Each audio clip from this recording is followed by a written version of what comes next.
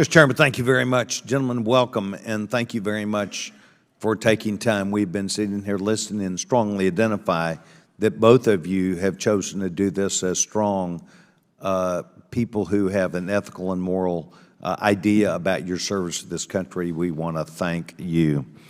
Today we have examples of the Department of Justice and the IRS that have not just given special treatment to those who committed tax evasion and financial fraud with the President's family, but I think there's another point that we would want to make today, and that is that I believe that a taxpayer system where the agency is tasked with enforcing the laws fairly on regular citizens is also seeking the chance to shield those well-connected to the President of the United States from consequences of illegal behavior in direct opposition to our nation's founding principles.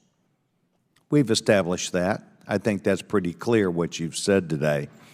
But I have a question for both of you because I believe today's hearing goes beyond that, and that is that there are strong whistleblower protections under 5 U.S.C. Section 2302, the Whistleblower Protection Act, that afford you and any other person who works in this government the protection from retaliation after making a legally protected disclosure.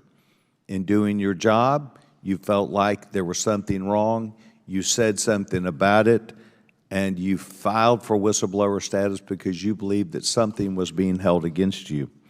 In fact, both of you had made several legally protected disclosures during this time for the record. Is that correct?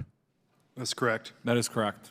So after making this disclosure to the committee, did the IRS comply with the statutorily required whistleblower protections? How were you treated in this endeavor? So I'll start. So since I made these protected disclosures that are legally protected, the IRS has chosen to retaliate against me in multiple ways. Even now, there's major case initiatives that actually Special Agent Ziegler started as well that are now being put on the back burner and just being slow walked. Again, there's the my immediate supervisor and 2 levels above them haven't spoken to me since June 1st of 2023. Even though I'm sending them emails and trying to conduct my business on a daily basis, they literally have not spoken to me. There's Would that be normal? No, absolutely not. I mean, we're running undercover operations. We're doing interviews across the world, and it really becomes when senior leadership really cuts off communication like that, it increases the chance of some officer safety type issue when we can't communicate those type of issues with senior leadership and we have no support from them. Absolutely, Mr. Ziegler.